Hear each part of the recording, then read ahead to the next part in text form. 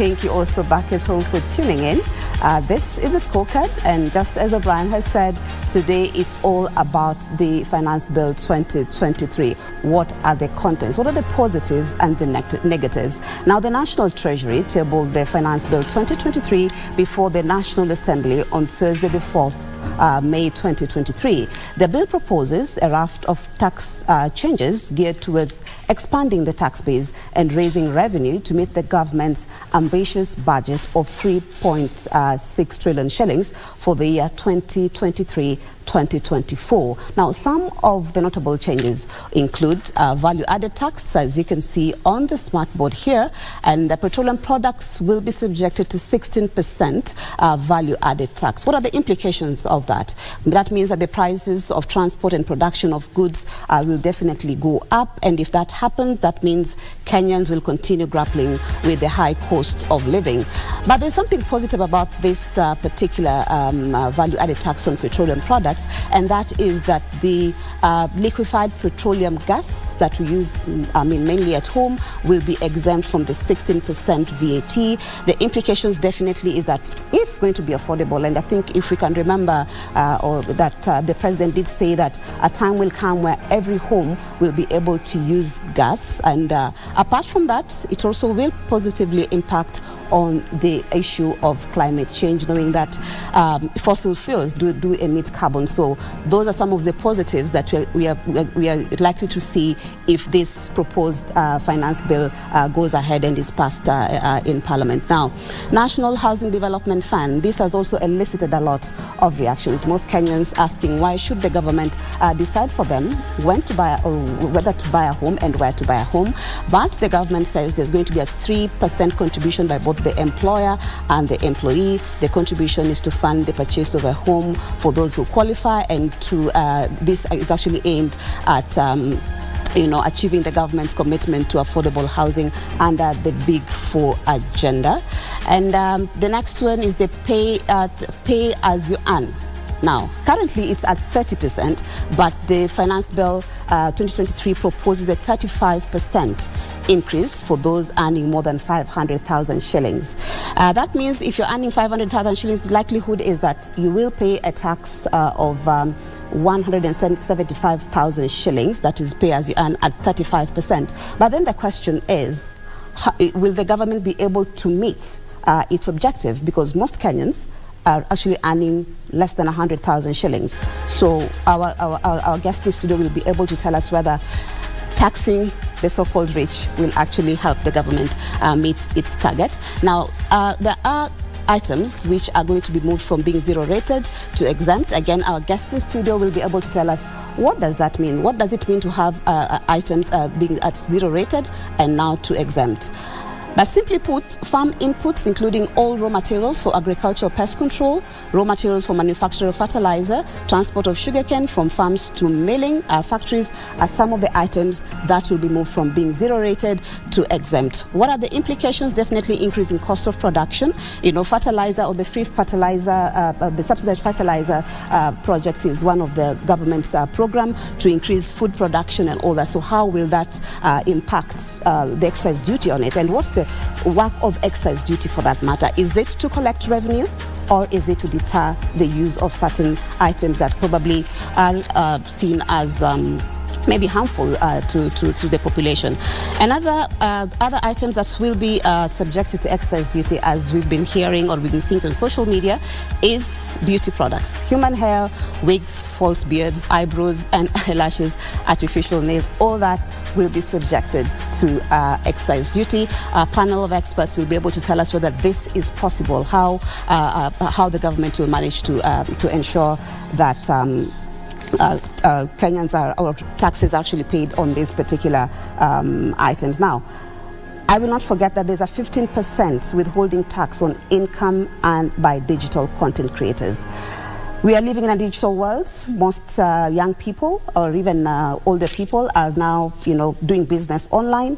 So what is going to be the implication of that? So you have until the 20th of May this year, definitely this month, to be able to give your views, you know, as the public participation exercise goes on.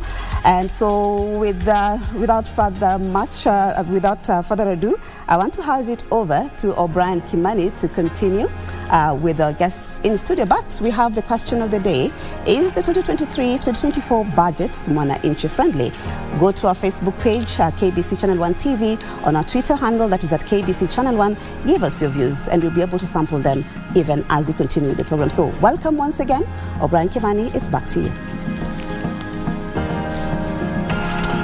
Thank you very much indeed, excuse me, Mariambo, for indeed taking us through the journey of numbers. And we say, as we say here, numbers do indeed don't lie. Well, those are some of the measures outlined in the Finance Bill 2023. This is just a draft by the National Treasury. Let's first of all put it that way.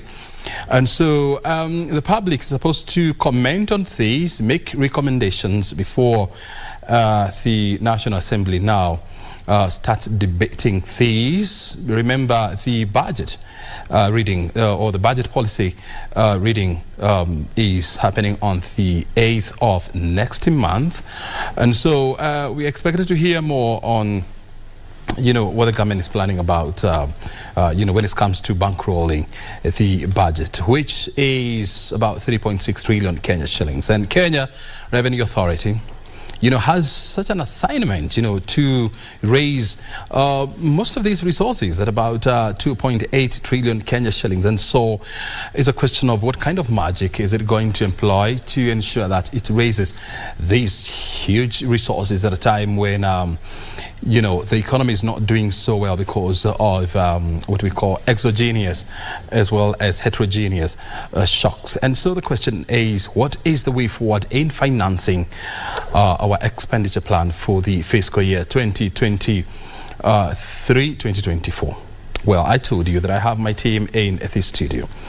You have seen some of them, and one of them is new on this platform. But you know, but I can tell you for sure that when it comes to matters public finance, he is indeed a guru.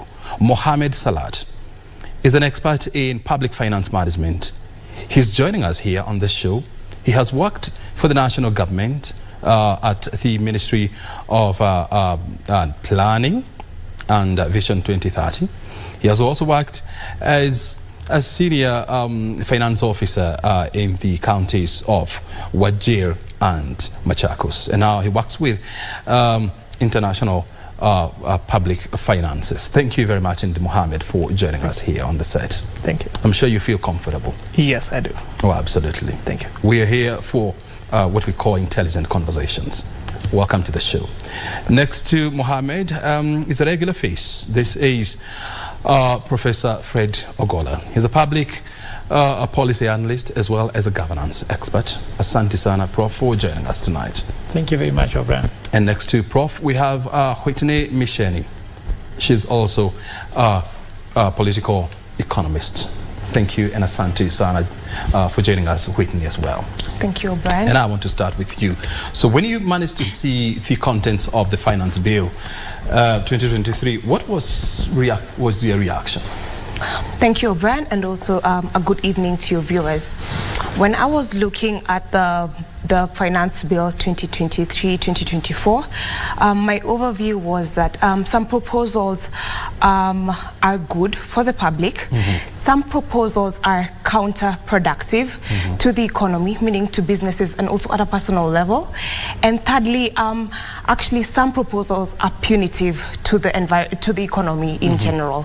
So I do believe as we delve into it, we're going to look at the different proposals and we'll be able to see which ones are punitive, which ones are actually good for the government, and which are counterproductive. But yeah, those are just my overview. That's the overview. But also, as you've said, the budget is 3.6 trillion. Kerry has a very over-ambitious, in my view, target of raising 2.89, which is basically 2.9 trillion, meaning someone has to finance that budget. But in my view, I do think that's a bit overambitious for KRA, seeing as this year I'm not sure if they will actually meet the target of 2 trillion, but let's finish the financial year and then we'll see. But I do believe that some of the proposals which have been set out in the Finance Bill 2023-2024, some are counterproductive. The government might think that they're going to raise revenue, but I do believe that they might actually receive a shortfall. And I like the fact that you're bringing in the issue of tax goal setting, which is done by the National Treasury, and for the people at Times Towers to implement. And so there has always been that debate whether these put unnecessary pressure on Kenya Revenue Authority to perform. So, Prof, how did you react when you saw the finance bill? I think the finance bill, as Whitney says, has some good elements, but there are some other things that you ask, what problem is it trying to solve? Because any finance bill, first of all, it is falsely called finance bill, actually should be called a tax bill, because it's just about tax, because guys can ask, so where is the money going? So finance means how should it go on? But I understand where they're coming from is that because Parliament has to pass this bill to allow KRA to be able to collect taxes that way. That's why it's called finance bill, but actually it should be a tax bill. Because I don't see anything here that finance, I only heard about taxing. So how did you react? My main reaction there is this, that they are trying to solve what is not the problem. The problem we are facing, in fact, maybe Salat can confirm to you, we are actually facing an expense issue, not a revenue issue. So they are trying to increase how to collect more revenue, but that's not the issue. Because KRA has always grown their revenue collection. Why are we going to do this? What we need to do is government needs to focus more on how it manages the expenditure rather than focusing on collecting more, because sometimes when you want to collect more, you collect less. Because I look at the implications on how can this create income for people. For example, just pick the issue of the hair thing. You see, this business called Best Ladies. It has got cosmetics, hair, all those things. So it employs people. Beauty products. It employs people. There are some people who get goods from there and resell them. By overtaxing them, it means some people will not make money. And this is what this bill is talking about. It might actually drive people below the budget line. People might start consuming either cheaper products or even illicit products. And that will now make KRA to collect less. So by trying to expand it, actually you are shrinking it. Very good. What about Mohammed? Well, as for me, the finance bill had mainly focused on trying to get more taxes, expand the tax base, get more people, regardless of whether the taxation measures that we are introducing will be counterproductive in terms of the revenue that we raise. And then there's also like tax the employee, tax the employer. Get more businesses into the tax bracket and all that. Then at some point we ask, at what point, and as my colleague here has said, at what point do we start addressing the main issue, the expenditure issue that we are having? It doesn't matter even if we increase the level of taxes that we are collecting. For as long as we don't address the expenditure leakages that we've been seeing, then we can as much collect as 4 trillion, but it will not have any impact on the economy, because there are basic fundamental issues with how we spend the money that we collect. And I believe that is what Treasury needs to focus on more. Before we look at expanding the tax base. And I have always, had these figures, about, public wastage or wastage of public resources in the public sector. And some people have put this at about 40% of all, revenue collected by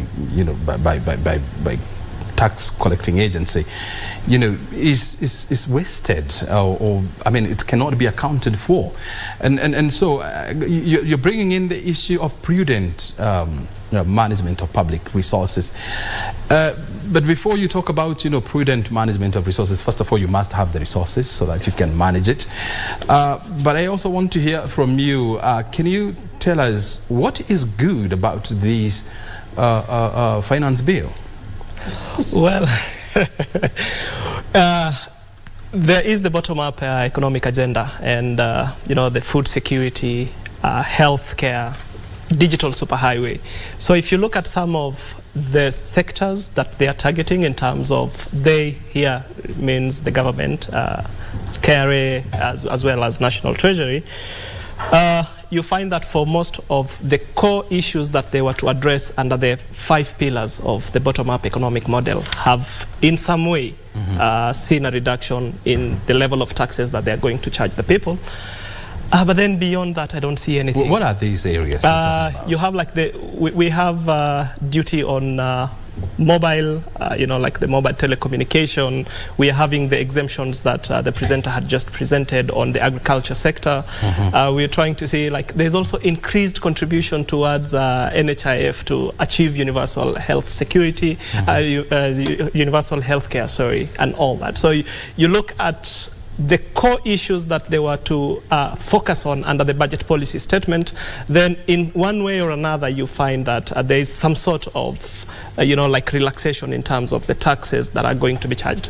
But beyond that, and like the employers and the employees, as I had first said, is charge people, like tax people, get more taxes from them. Get the NSSF, get the employer to increase housing. The employer also matches that. So beyond, and the LPG, the reduction of tax on LPG, beyond that, then it's very hard to see the impact on the common mwananchi will be detrimental in terms of the number of taxes that are increasing in the finance bill.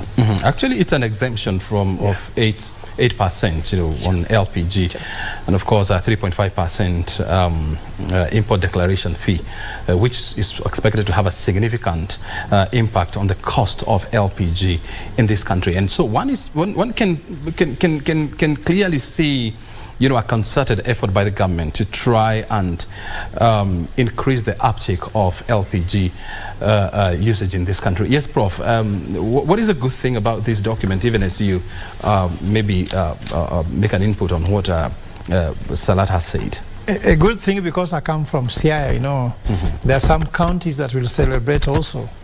You see, there's that taxation on transportation of sugar, sugarcane. And currently, you know that Cabras Sugar gets sugarcane from Siaya, and they pay nothing.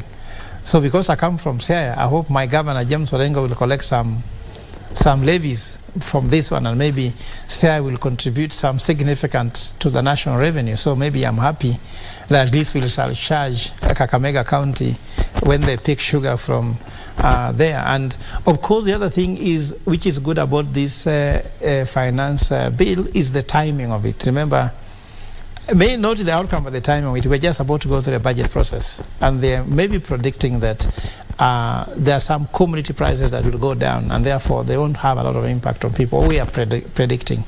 But I can tell you, if you ask this question, that does the good or the bad outweigh the good, I could tell you that the bad tends to outweigh the good for one reason. We're coming to the bad. No, but see, just on the one point, on the issue on the fuel levy. Fuel, by doing 16% from 8%, will drive the fuel prices by between 10 to 12 shillings. And you see, I was talking to Matatu people today, and they told me Matatu people just take advantage to double the prices. So, for example, from Rongai to Nairobi, we'll move from 150 to 300 peak time. And from Githurai 50, is it Githurai 54 or 45? Yeah, 45, yes. Clearly. Yes. You don't go to Githurai. Yeah, I don't, of course, but yeah, that route always do something between 120, 150. It will also go up, meaning that those who go buy vegetables here and there to do business will become hard. All those people doing Mamamboga and the rest will be affected. But it's also good to point out that, the Matatu, transport, or what do you call this? I mean, fares, Matatu or public transport fares, have never been controlled, and so it always has been a case of haphazard. Today it's raining, they charge you this much. Tomorrow it's sunny. Even if there's wind, they use anything. In fact, I'm trying to tell you that by just them hearing there's going to be 10 shillings, they won't add 10 shillings the fare. They'll add more. They will add more. Yeah, so I'm trying to say those are now, how will government come in now to actually contain predators who are going to emerge from this tax bill? Because there are predators about it. Even, for example, some employees will start saying, now because we are being taxed, we'll tell the employer, increase our salaries. There'll be everyone talking about increment. So we are looking at how will this be contained, and how will people be satisfied in this context. So I'm trying to say, for me, the fact that fuel will go up, when you go to buy bread, it will be there. When you go to buy rice, you'll feel it. Anything that is being transported or being used, everything uses fuel, even if you are building a house. So even landlords may increase rents because of that, because everything is going up. So I'm trying to say that is one thing the government could have looked at, the fact that there's bipartisan negotiation in Parliament trying to ask for lowering cost of living. You cannot again bring in another bill that increases the cost of living, because actually it will. Very good. What would you point out as the good about this bill? The good about this bill, first of all, we've seen that KRA, for the tax refunds, they will be refunding. It used to be 2 years, then they've now brought it to 6 months, meaning you'll be getting your VAT returns in 6 months. So that's a plus. Secondly, we also have the inflation adjustment, which was being reviewed annually. They've scrapped that, meaning it brings in an environment of tax predictability and stability. So that's the second one. And also the third one, we've seen that the KRA has waived, there's an amnesty if you on the penalties and the interests of the taxes that someone had prior to December 2022, meaning they have been waived. So that's also a good thing. However, and also the fourth one, we've seen that the rental tax has been decreased from 10% to 7% to 7.5%, meaning they want to bring in landlords to comply with the taxes, because as we know, many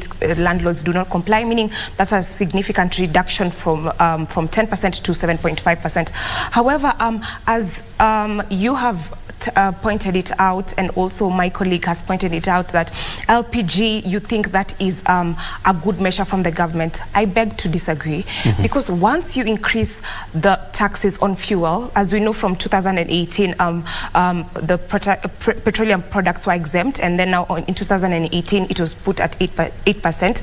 Right now they want to increase it to 16%. Once you increase, as Prof has said, once you increase the cost of fuel, the VAT, everything is going to go up, meaning even this LPG, which has been exempted right now, is going to be counterproductive, because they're still going to incur costs as they transport that LPG, meaning I do believe that it is a counterproductive measure. And also I don't believe that it will make it affordable, because people will still go back to using coal, and it will just also firewood and charcoal. Exactly, and also it will just be another effort to make climate change the crisis. So in your opinion, it's an exercise in futility. Yes. But also it's good to point out that a VAT on petroleum products, I mean, it used to be 16% before it was lowered at the height of COVID-19 to try and shield more Kenyans, from the impact of COVID-19. And so the Treasury has been adamant that it is high time that we take it to where it has always been, bearing in mind that petroleum products, they attract, the consumption of petroleum products, is always very high in Kenya, and so it's always a soft target for raising taxes. Salat, you want to say something before we take a quick break? Yes. When it comes to the cost of living, you look at Treasury, and the governments in general had mainly been focusing on the cost of fuel. And it was assumed that if you reduce the cost of fuel, then it goes in a long way reducing the cost of living within the country. Recently, we had the agreement with the government of Saudi Arabia and the UAE in terms of, getting fuel in credit as a way of easing the dollar pressure within the economy, and also, trying to address the cost of fuel. So in one way, you're trying to reduce the cost of energy or the cost of fuel within the country, and then less than 3 months after you signed the deal, you're increasing the VAT on that by 8%. So it's sort of, it's more of a government that is having measures that tend to be counterproductive. In one, it's a case of taking from one hand, yes, and giving with the other hand. Yes, you introduce a measure to reduce the cost of a commodity. Then within 3 months down the line, you introduce a tax to increase the cost of the commodity. So what changed within the last 3 months to, you know, like inform the increase? We need to take a short break, Salat. But I can see you have a burning point. Oh, yeah, I just want to address this point real quick. And also, we know oil prices are influenced globally. We've seen the Organization for Petroleum Exporting Countries that they're reducing their supply, meaning the cost of fuel will also increase in the global scale. Meaning once you increase taxes locally and also prices are going to increase globally, I think that is that's overburdening Kenyans with the taxes, because the global market will also be will also receive the shocks from the supply in the petroleum products. Very good. Yes. Well, you're watching The Scorecard live from Broadcasting House. This is all about intellectual conversations. Well, we are taking a short break, and thereafter we are coming back with more content. And of course, remember, our question today is the Finance Bill 2023 Mwananchi friendly? Well, get talking to us. We are back with more.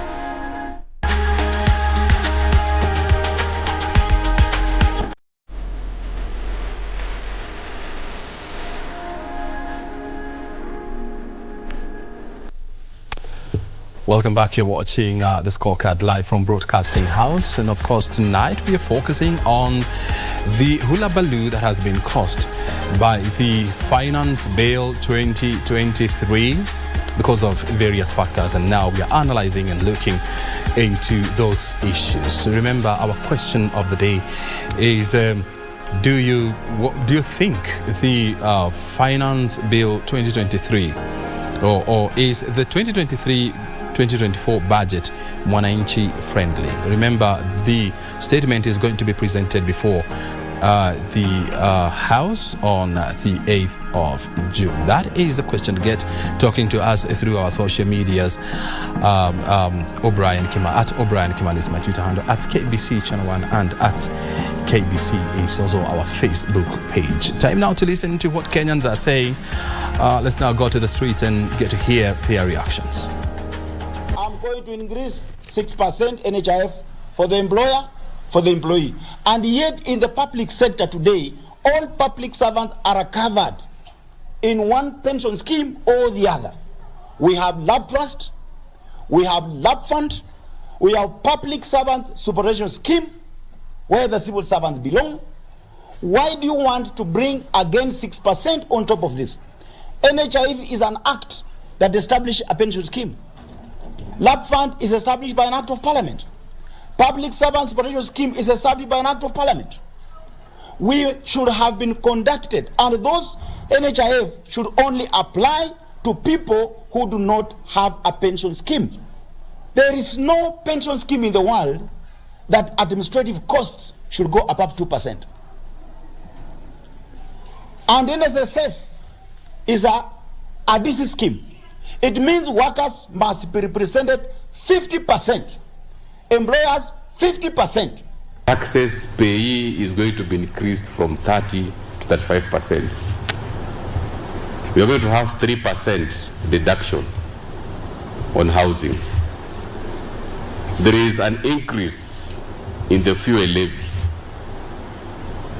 from a paltry 4% to 16%. What that tells you, it is going to be impossible for us to even imagine that the cost of living will come down. And that is why our position as the council, we are now calling upon the National Assembly to stand up and be guided by the principle of consciousness so that they don't push this agenda on partisan basis. Once we resume our duties on 5th of June, we will see, because it is normal for any government to propose on where they are able to raise funds to be able to meet the budget ceilings that they've been able to set, because it is a fact that Kenyans need roads, Kenyans need medical services, Kenyans need bursaries, Kenyans need all those things. But where is the money? How do we get the money? So the question about the finance bill is where we'll be able to draw that money from. So there are proposals that the executive has set. Some we agree, some we don't. And that is why Parliament exists, and it's an independent body. Once we see the finance bill proposed by our colleagues from the Finance Committee, matters to do with, matters to do with higher taxation on basic salary, especially when one earns beyond 500,000. Those are the things that we'll be able to discuss. We'll agree. Matters to do with the housing levy, which is voluntary. Those are the things that we are going to agree, of course, before we resume duty. But we all must agree that we must find a way to be able to meet this high budget that we've set. Well, those are some of the political leaders, giving their views in regard to the Finance Bill 2023. We just now want to go to your responses. Marie Yambo has some reactions from the public. Marie Yambo, what are the people saying? Thank you so much, O'Brien. Well, it's eliciting a lot of talk online. And just a reminder of the question again, is the 2023-2024 proposed budget wananchi friendly? And some of you have actually communicated. Well, Gabriel Mburu on Facebook is saying, from the comments, nobody is comfortable. The government should just continue borrowing from where the last regime left. George Wanyonyi, this is frustrating. They're frustrating Kenyans by overtaxation. The increase of fuel is going to affect everything, and life will be totally hard. It's mixed reactions, really. Victor says this government should keep up this kind of good work. And Abraham Kirwa says serikali isikie kilio ya mnyonge asibebeshwe mzigo. So it's mixed reactions. Some think it's good, but a majority of them think like the proposed budget will actually be a burden to them. So we'll be sampling your comments as we continue with the program. So just remember that our question of the day is the 2023-24 proposed budget wananchi friendly? Would like to hear from you. Back to you, Brian.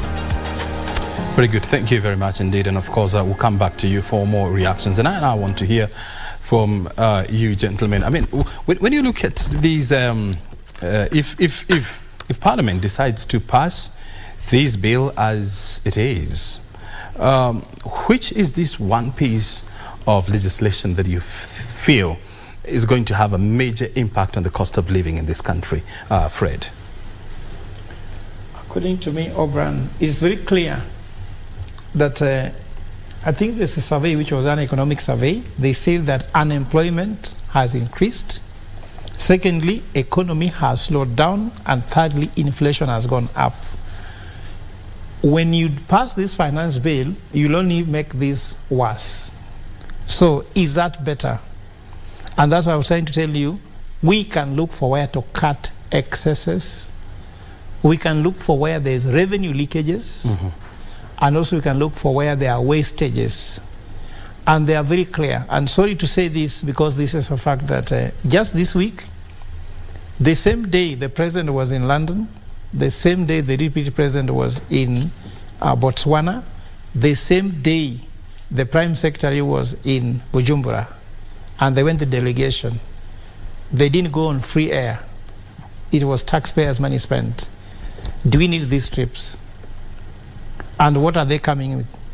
In London, you know very well that the US president didn't attend it, and they have never attended in history. But us Africans were cursed because George Weah was the first to arrive. Mm-hmm. Even the neighbors of UK had not come. What is the hurry? Mm-hmm. So we are running. Do these people also run to come to a swearing in here? Is there any coronation of any king you've seen being attended to that magnitude? What I'm trying to say is that before, in fact, O'Brien, whenever you take a flight, there is always an announcement made on the plane that when the oxygen level drop, put on your oxygen mask fast. before you help your neighbor, even if there's an infant. You know, they insist, even if there's what? An infant. But for us here, we have lost oxygen, but we are trying to give UK oxygen, we are trying to give Holland oxygen. We will die.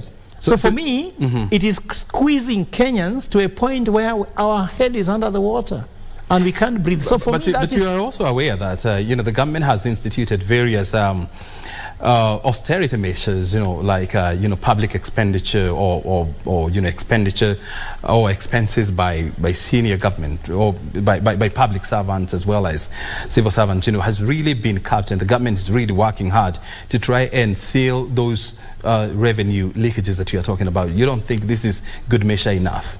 No, because what I'm trying to say, why I'm trying to say that they need to cut them, when you cut what gives the normal Kenyan revenue, but what is spent in London does not bring revenue here, you can increase that as problem. For example, cutting tea in an office. If they cut tea today in KBC, the mama mboga who brings tea here is in trouble, right? But if we make the mama mboga be able to bring tea here and continue earning revenue, they are educating a child. So I want to cut what matters. What doesn't matter, we shouldn't. Maybe let me give the government a benefit of some doubt here, because you told me in the beginning, first of all, let us get these money resources is when we cut. Maybe the next phase will be, now we know our revenue, can we now look at leakages and cut it? How can we reduce revenue? Because for me, that is the main conversation. But I've told you, whenever you're solving a problem, start by asking, what is the problem? Is the problem revenue or the problem expenditure? Very good. According to me, the problem is still expenditure. And I'm very happy the president who was the deputy president before. And there's something he knows that even us sitting on television doesn't know. So, and we are hoping that this is the only thing we can gain when we make the decision. So in your own opinion, expenditure is our biggest challenge? Yes. Very good. Salat, I also want to hear from you that you see, when you look at our tax ratio to GDP, it came down from about 16.3%, and now we're talking about 15.4%, which is significantly lower. And you know, I know the National Treasury has been very keen to try and increase this to about 25%. Do you see the Treasury, you know, trying to influence this through increasing taxation, new taxes? Well, if you listen to the various economists, there's always an optimum level beyond which, if you tax people or if you tax citizens and industries, then it's you'll be having negative returns. Rather than having taxes increasing, your taxes will be going down. And if you look at currently KRA, as per the 9-month exchequer report that was released, a target for tax revenue was 2.1 trillion. But then within the as of 31st March, that's 9 months into the financial year, we are doing around 1.3 trillion. And while we are having a lot of issues trying to get 2.1 trillion, we are increasing that to 2.8 trillion. And how are we doing that? We are doing that by taking more taxes from the same pool of people that you've been taxing. And the challenge that this has is that you're reducing the disposable income that is available to the citizens. Economies are built on demand. The citizens should demand goods for the industries to produce, and through that they create jobs, there's the profit and all that, and collectively that is what grows our economy. But then if we keep on taxing these people, we're increasing the level of taxes they're paying. You introduce a 6% housing tax, NSSF at 6% and all that, then you are reducing the disposable income that is available to the citizens for them to afford the basic goods and services.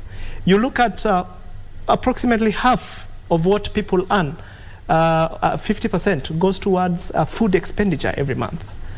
So what are you telling the Kenyans? That we take more money from you, so what do? Do you eat less food? Do you skip meals? Do you take 1 meal a day? And beyond that, you look at also the taxes that I've just mentioned. It's not only the citizens that are paying the taxes, but you also you see that it's the employer. So effectively, what does this do? It increases the cost of hiring labor. So what are you telling the employers? Do they need to reduce the number of workforce they have?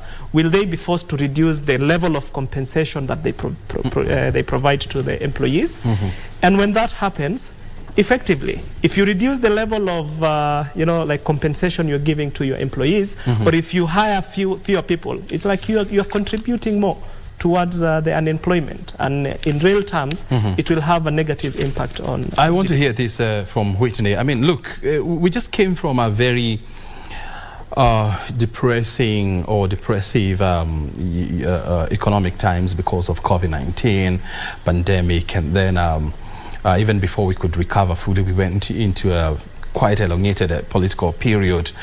And even before we could recover from that, I mean, we went through one of the worst droughts in this country in more than 4 decades.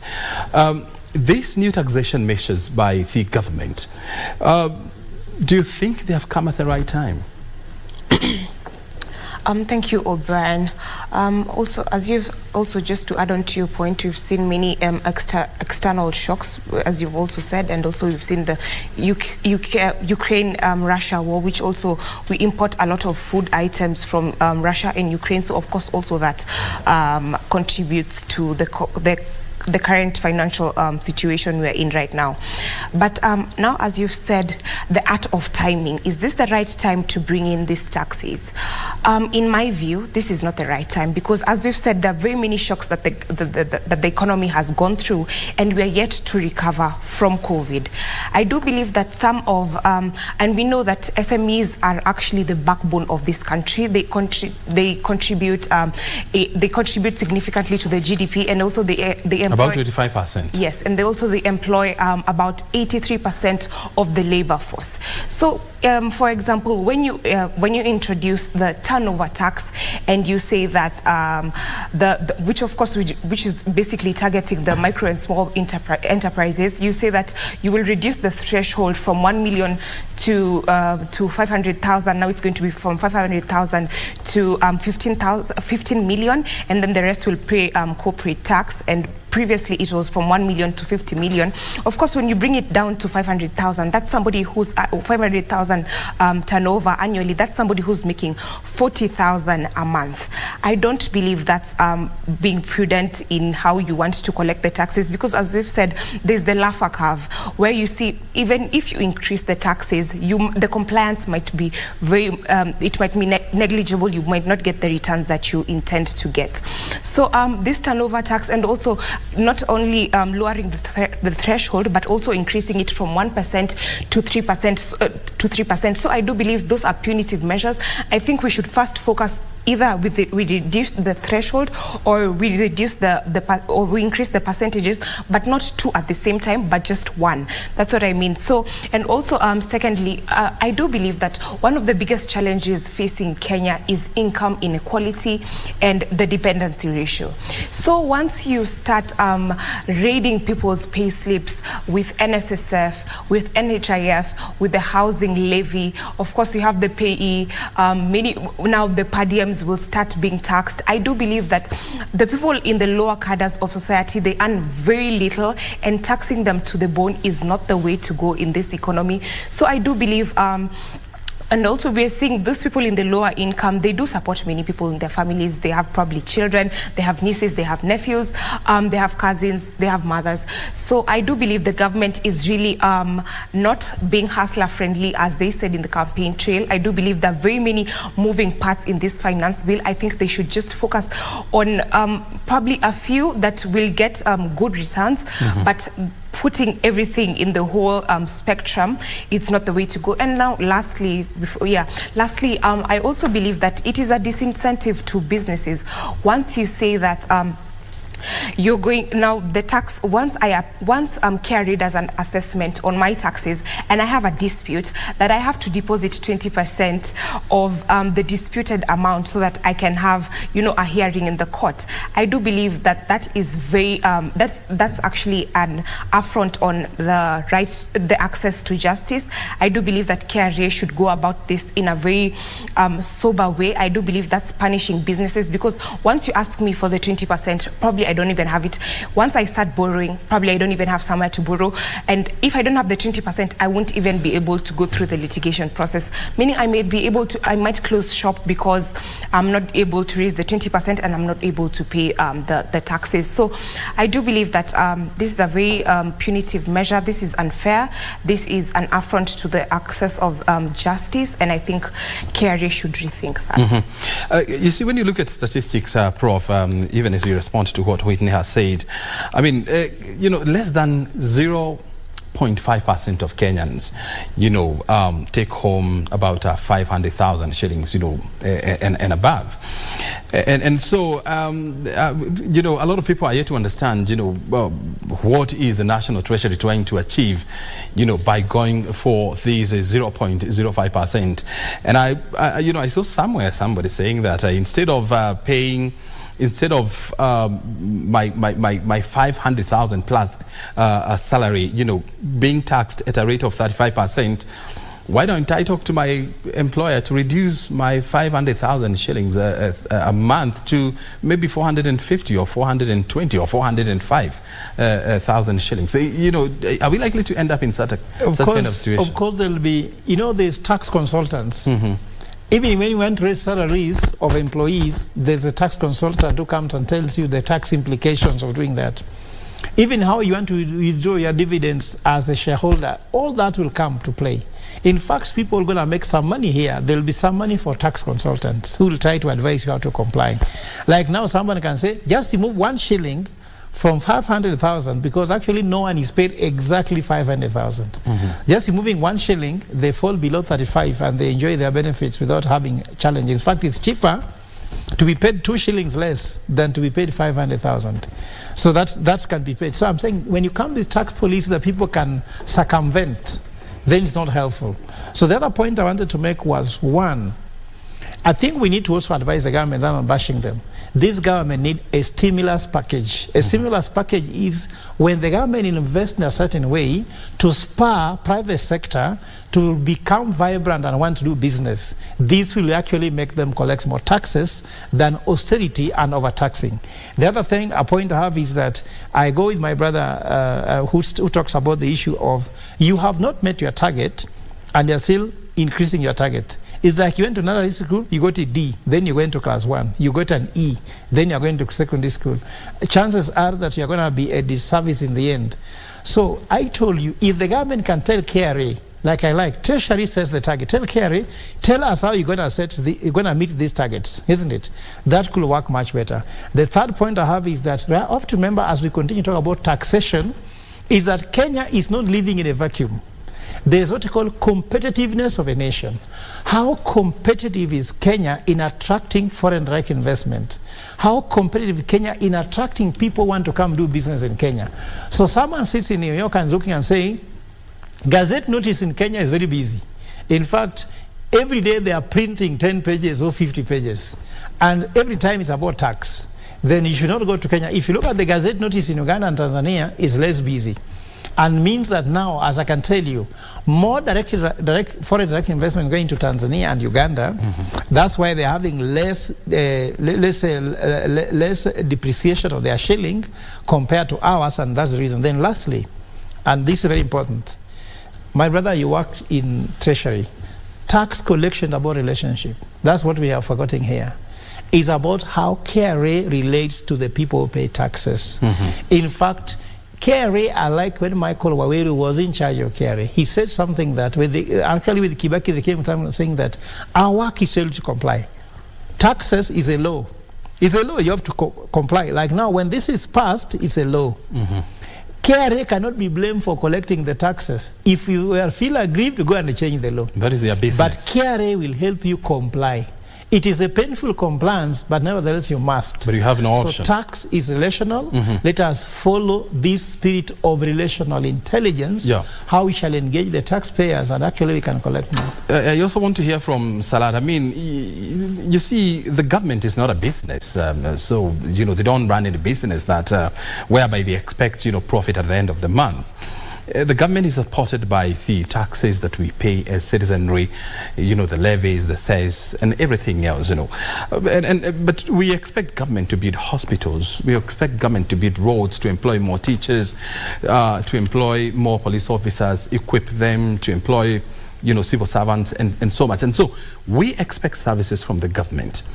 But yet we complain when the government wants to raise resources to ensure that services are delivered. So what should the government do actually? I tend to feel that the government is in a sort of a catch-22 situation, where if you look at the present economic conditions, the reduced growth, the increasing inflation, the unemployment levels, it requires the government to implement expansionary fiscal measures, which means you reduce the taxes, you know, you give more incentives towards production and all that. But then at the same time, if you look at the expenditure side, the government is spending more than a third of whatever we are planning in the budget to pay for public debt. It's like our wasteful behaviors over the last 10 years are catching up with us. We no longer have the fiscal space to be able to, you know, like deploy the appropriate fiscal and monetary policy measures that we have as a country. So in one way, the government is like, it should ease the cost of doing business within the country. In the other hand, they really need these taxes because we are supposed to pay the debt that we owe the people. We've seen that currently government is having pressures to meet obligations, you know, pay debt, pay staff, pay contractors. If you look at the number of contractors that are owed in pending bills by the government at both the national and county level, it's like they're increasing every day. So the only way out for the government is to ensure that, now as we had said, as we address the expenditure issues, then we the citizens have also contributed to where we are today. In terms of the type of the leadership that we had and the people that we've elected to oversight government. So in the short run, we have to make trade-offs. You know, like for the government, what does the government need to focus on? And it's either we pay higher taxes or we expect less services as we try to, it's like the proverbial hole that we are in. And the government is, we are trying to come out of the proverbial hole. But I also want to, I mean, Salata, I want to pick it up from you. Yes. Are you trying to say that higher taxes equals to good service delivery? No. Well, that is not what it means. But the common adage is, to whom much is given, much is expected. Yes. So, for example, for the individuals that are getting more than 500,000 shillings, these are high net worth individuals in terms of the experience and the level of services that they offer the different institutions they are employed in. So once you tax 35% of the income that I have, then what is the government giving me in return? If I'm supposed to pay like 52% of, you know, like the computation from the different media houses was showing that up to 52% of your income was going towards taxation, then what are you getting in return?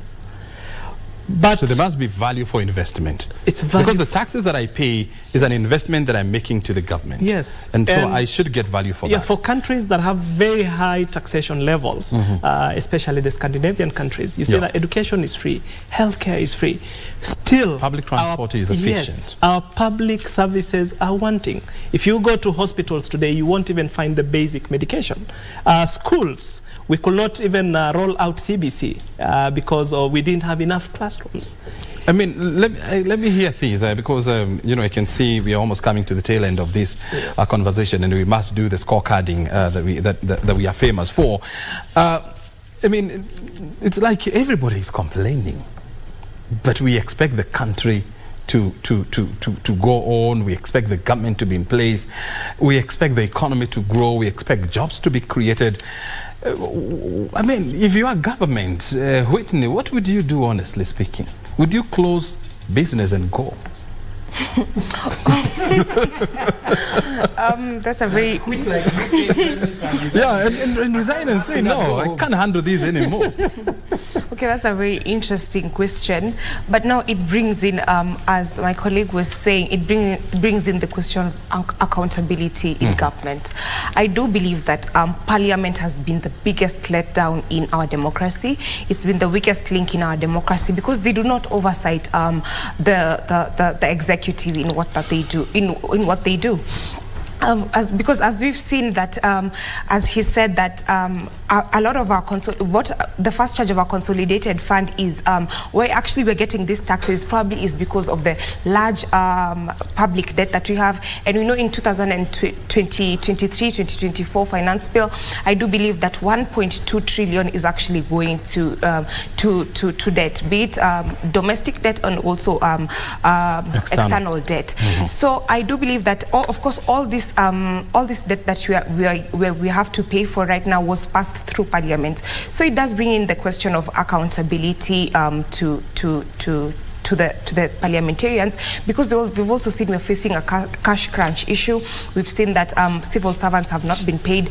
Counties, they've not been remitted for the disbursements in about three months. The pensioners, I do believe that only 30% of pensioners who are eligible to be paid out only 30% have been paid out, meaning the government, that's why they've introduced these very radical measures, including where they're saying that, of course, we know that the betting industry remits their taxes in 24 hours, but we've also seen that in other excise duty, some other sectors, KRA wants the money in 24. They want you to remit your taxes in 24 hours. I do believe that's a very big compliance burden on the businesses, but it's also just because Parliament has let us down. Now KRA wants, money ASAP. So I do believe that a lot of our elected politicians have been a very big letdown. And right now I do believe that as even we're going through this public participation, I think it's very imperative on us to pressure our members of Parliament to, do whatever they have to do so that we can have some balancing act in this Finance Bill 2022. Very well. In 1 minute, Prof, before now we get into the conversation of scorecarding. So what should we do? Or what should the government do? The government would have invested to create these jobs and incomes to tax. In UK, the players of football, the football industry, watch Arsenal, watch Manchester United. Do you know how much sport industry contributes to that economy? And do you know what the government has invested to collect those taxes? And you see players who earn £700,000 a week, they pay taxes £350,000 a week. So investment. The second thing I wanted to discuss about the issue of the government is facing a challenge. Let us also be empathetic here. Do you know what we are suffering? Why everybody is unhappy? The expectations was very high about Kenya Kwanza government because they were very tired about Uhuru government. They thought this government will make it lighter for them. It's just like that the yoke will be lighter. And now they are finding that the yoke is heavier. And O'Brien, we have discussed at some point, they're saying that the yoke of economy will always be heavier. So the expectation we had was that we will sit back and William Ruto will be hustling for us and we shall earn. And his opposite telling us, please get back to work, earn money, pay taxes, we run the economy. Then the issue of debt to GDP in Kenya is 75%. The optimum is 77%, so we are not yet very badly off.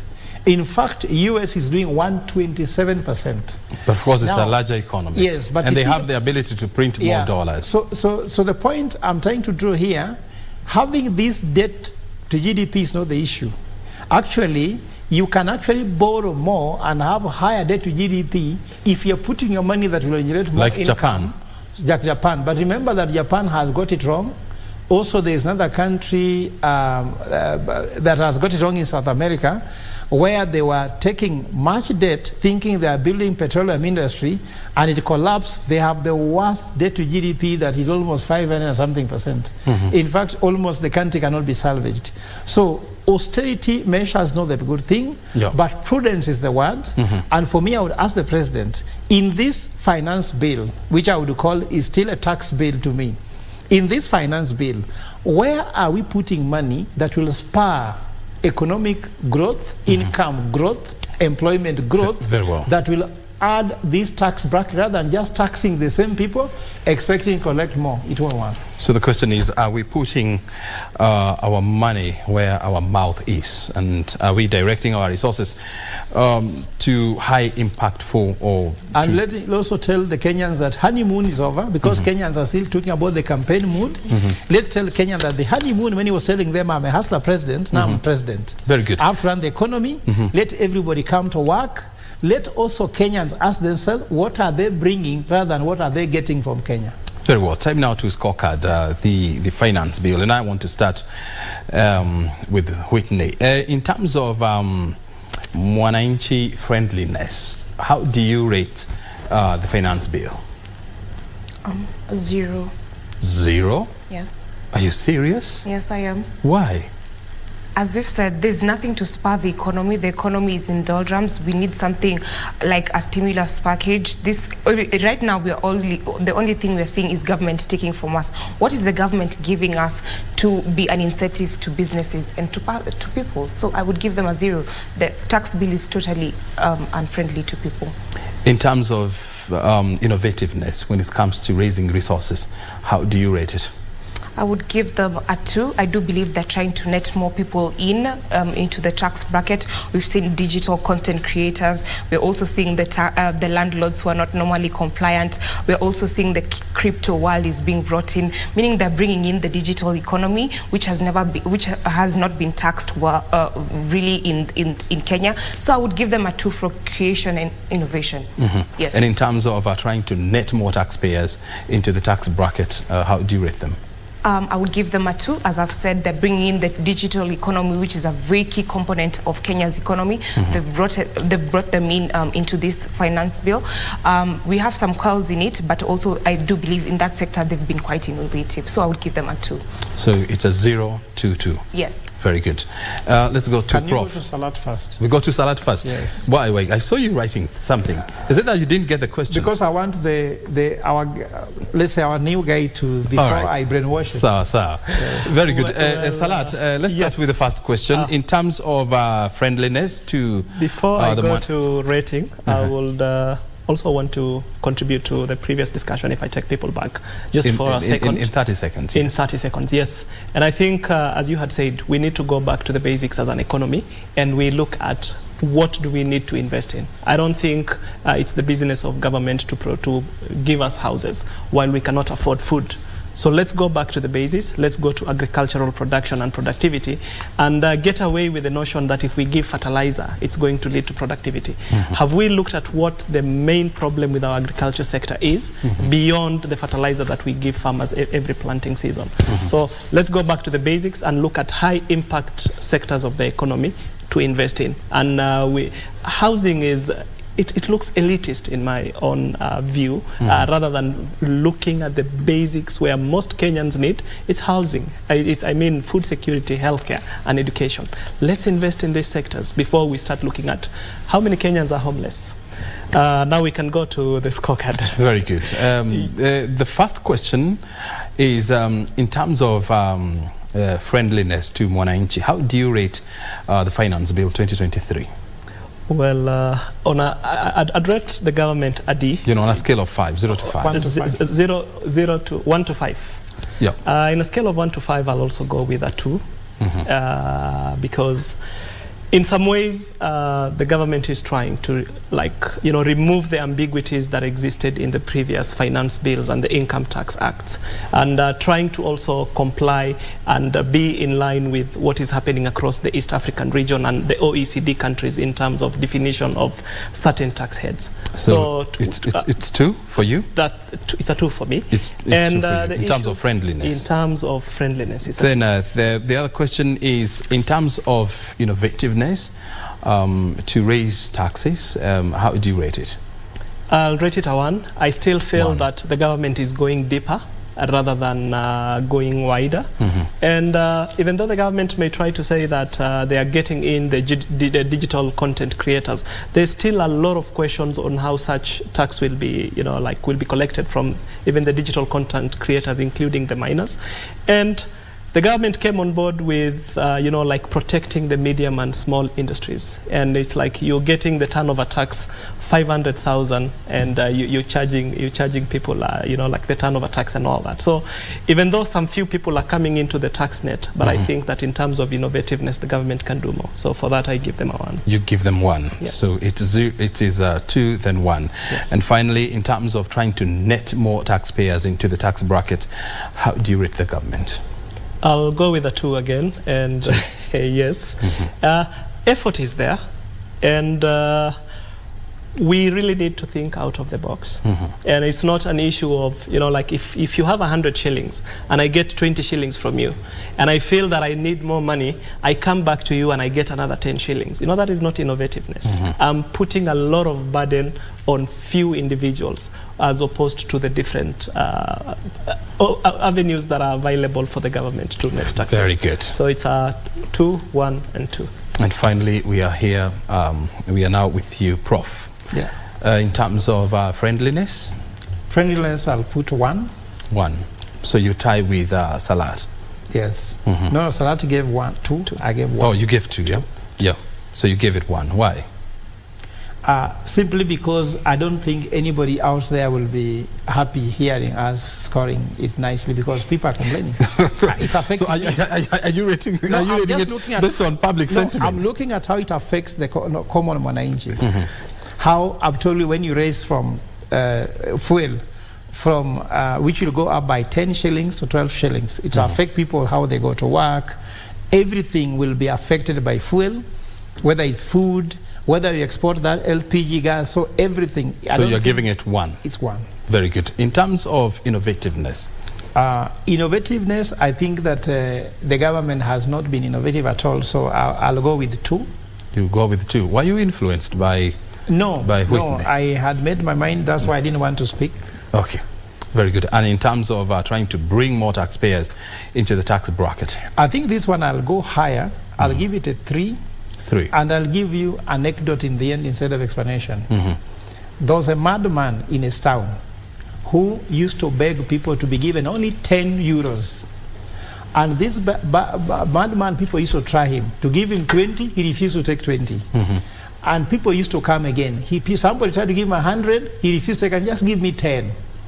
So people used to travel from all over the world trying to give him 10 shillings, 50 shillings, $100, I don't know what. He only took 10.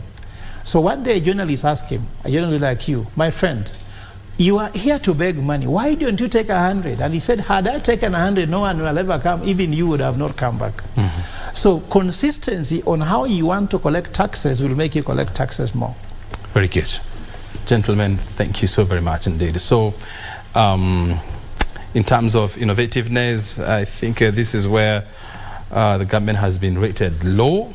In terms of friendliness, there is a bit of consensus there that more could be done.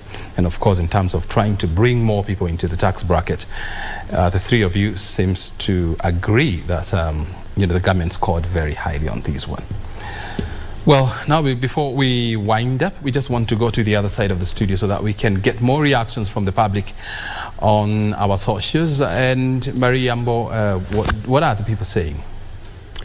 Indeed, Brian, just as we've had it here in studio, there's a lot of mixed reaction also online. Whitney saying he's giving the question of the day, which is the 2023-24 budget mwananchi friendly? She said it's a 0. Well, some mixed reactions in as far as the 15% withholding tax on online content creators. Langat Nicholas is saying, they should also actually pay because we also buy bundles to watch them. So that is what he's saying there. Moshi Kali Dixon is saying, wa hapa naona bora uhai. Just sentiments that life is about to get tougher. Now, Bon Kirwa is saying, if sportsmen and ladies are paying tax, then who are the content creators? In fact, they should pay 30%. So that is his opinion. There is also Montford Kiribwa, ni mzigo mzito haswa kwa walalahoi. And then Wakianda, for the past 2 weeks, all matatus using Old Malindi Road were hiked by 20 to 30 bob place year 50 now is 70, place year 70 now is 100. No one is saying anything. These are just sentiments from our viewers, and thank you so much for taking the time, staying up late, and even sharing your views with us here on Scorecard. We thank you so much for that. So, O'Brien, Kimani, mixed reactions, and just as our panelists have said, the issue probably is not so much about whether taxes are raised or not. What is the incentive for Kenyans to pay taxes? So if I'm going to pay tax, then I also want to see what my tax, because it's an investment. If it's roads, if it's hospitals, whatever type of infrastructure or facilities that the public are supposed to use. So then the government also needs to ensure that that is actually availed to Kenyans. And I'm sure probably when there's value for money, people will probably give themselves to paying taxes. So thank you so much back at home for tuning in. We hope to see you again next time. I hand you over to O'Brien.